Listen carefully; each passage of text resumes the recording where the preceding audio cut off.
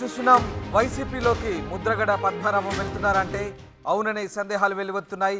మళ్ళీ యాక్టివ్ పాలిటిక్స్లోకి ముద్రగడ పద్మనాభం వెళ్తున్నట్టుగా తెలుస్తోంది. త్వరలోనే వైసీపీలో చేరే అవకాశాలు కనిపిస్తున్నాయి. ముద్రగడ కొడుకు చల్లారావు ఎంపీగా పోటీ చేసే ఛాన్స్ కనిపిస్తుంది. కాకినాడ ఎంపీగా కానీ పెద్దాపురం ఎమ్మెల్యేగా కానీ బరిలోకి దిగే అవకాశం ఉన్నట్టుగా తెలుస్తోంది. ఇప్పటికే ఎంపీ మిథున్ రెడ్డి ముద్రగడతో చర్చలు జరిపారు. తనకు ఆర్థిక స్తోమత లేదని ముద్రగడ చెప్పినప్పటికీ అయితే ముద్రగడ కొడుకు పోటీకి సంబంధించి వైసీపీ నేతలు కన్విన్స్ చేసే ప్రయత్నం చేస్తున్నట్టుగా తెలుస్తోంది. ముద్రగడ కొడుకు పోటీపై 2 రోజుల్లో క్లారిటీ వచ్చే అవకాశాలు కనిపిస్తూ ఉన్నాయి. దీంతో ముద్రగడ ఫ్యామిలీ వైసీపీలో చేరేందుకు రంగం సిద్ధమవుతున్నట్టుగా తెలుస్తోంది. దీంతో అటు కాపు సామాజిక వర్గాన్ని కూడా ఆకట్టుకునే దిశగా వైసీపీ ప్రయత్నం చేస్తున్నట్టుగా తెలుస్తోంది. మొత్తం మీద అధికార వైసీపీ ఇప్పటికే చాలా మార్పులు చేర్పులు చేస్తుంది. నియోజకవర్గాల్లో ఇప్పటికే పెను మార్పులకు శ్రీకారం చుట్టింది. ఈ నేపథ్యంలోనే తాజాగా కాపు సామాజిక వర్గానికి చెందిన ముద్రగడ పద్మనాభాన్ని తమ వైపు లాగి మళ్ళీ యాక్టివ్ పాలిటిక్స్లోకి తీసుకొచ్చి ఆ సామాజిక వర్గ ఓట్లను ఆకట్టుకునే ప్రయత్నం చేస్తుంది వైసీపీ.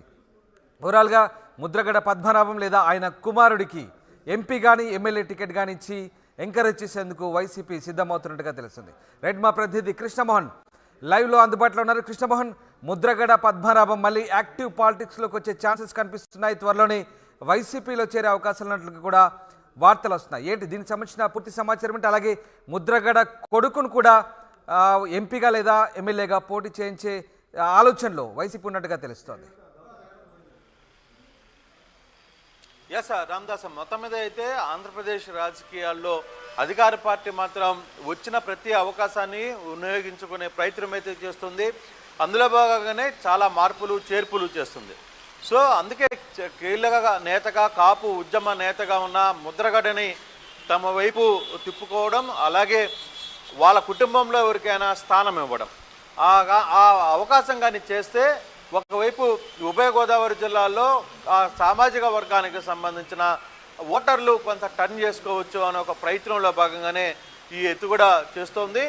ఆల్మోస్ట్ ఆల్ ఇప్పటికే ముద్రగడ పద్మనాభంతో మాట్లాడారు. కాకినాడ ఎంపీ నుంచి మీరు పోటీ చేయగలరా అని అడిగినప్పుడు ఆయన ఒకటే చెప్పారు. ఆయనైతే చాలా క్లియర్గా చెప్తున్నారు, తాను కానీ తన కుటుంబం కానీ ఇప్పుడున్న ఎన్నికల్లో ఇన్ని కోట్లు ఖర్చు పెట్టి ఎలక్షన్ చేసే పరిస్థితి లేదు, తన వద్ద అంత ఆర్థిక స్తోమత లేదు అని చాలా క్లారిటీగా చెప్పారు. అయినప్పటికీ కూడా ఇప్పటికే వైవి సుబ్బారెడ్డి పలుసార్లు ముద్రగడతో కలిసిన నేపథ్యం ఉంది. అలాగే ఆ జిల్లాల ఇన్ఛార్జిగా ఉన్న ఎంపీ మిథున్ రెడ్డి కూడా చాలాసార్లు ఆయనతో మాట్లాడిన పరిస్థితి. అయితే మొదటగా ఆయన పిఠాపురం కోరుకున్నారు. పిఠాపురం నుంచి అయితే తాను పోటీ చేసే పరిస్థితి ఉంటుందని చెప్పారు.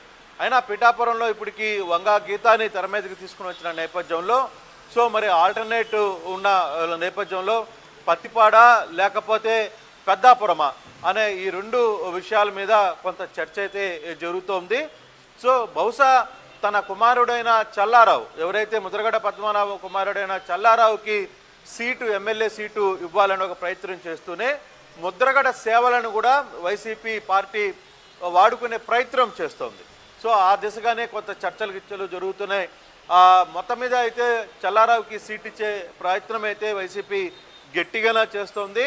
కానీ సీటు విషయంలోనే ఒకటి పిఠాపురమా లేదు పెద్దాపురమా పత్తిపాడ, ఈ 3 వాటిల్లో ఒకటి క్లారిటీ వచ్చే పరిస్థితి అయితే ఉంది. ఇప్పటికే వైసీపీ పెద్దాపురం నుంచి చేయడానికి అవకాశం ఉందా అని కూడా అడిగినట్లుగా సమాచారం ఉంది.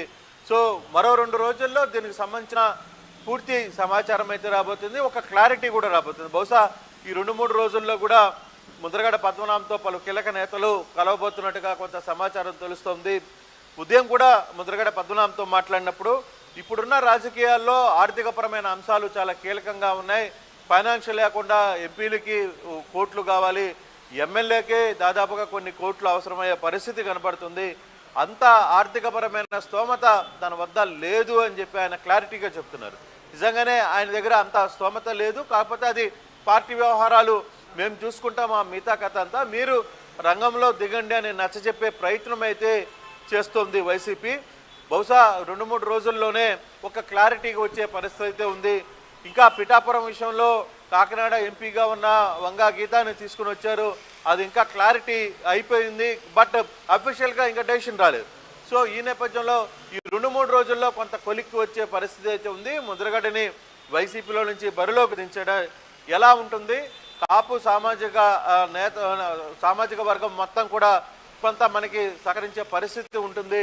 సో మరోవైపు అక్కడ తెలుగుదేశం జనసేన ఈ 2 పొత్తులో ఉన్న భాగంగా రైట్ కృష్ణమోహన్, అంటే సామాజిక వర్గాల సమీకరణాలను చక్కదిద్దుతున్నటువంటి అధికార వైసీపీ, అందులో భాగంగానే ముద్రగడ ఫ్యామిలీకి గాలం వేసే ప్రయత్నం చేస్తున్నట్టు తెలిసింది. ఒకవేళ ఆర్థిక స్తోమతకు సంబంధించి కూడా పార్టీ తోడ్పాటు అందిస్తుంది, ఎంపీగా కానీ ఎమ్మెల్యేగా కానీ పోటీ చేయమని కన్విన్స్ చేసే ప్రయత్నం చేస్తుంది. సో ఈ నేపథ్యంలో మరి వైసీపీ ప్రతిపాదనను ముద్రగడ ఫ్యామిలీ ఒప్పుకునే అవకాశాలు కనిపిస్తున్నాయి. అలాగే వైసీపీ నేతలు ఎంత మేరకు సక్సెస్ అయ్యే ఛాన్స్ ఉన్నాయి దీనికి సంబంధించి? ఖచ్చితంగా దీంట్లో అయితే కొంత చర్చ అయితే సీరియస్గా జరుగుతుంది. కొంత 50-50 ఛాన్స్ ఉన్నాయి. ఎందుకంటే ముద్రగడ ఆర్థికపరమైన అంశాలు తనకి ఇబ్బంది అని చెప్తున్నారు తప్పితే నేను పోటీ చేయను, లేదు నా కుమారుడు పోటీ చేయను అని ఎక్కడా చెప్పట్లేదు. కాకపోతే ఆయన కొన్ని ప్రతిపాదనలు ఉన్నాయి, కొన్ని ఆలోచనలు ఉన్నాయి.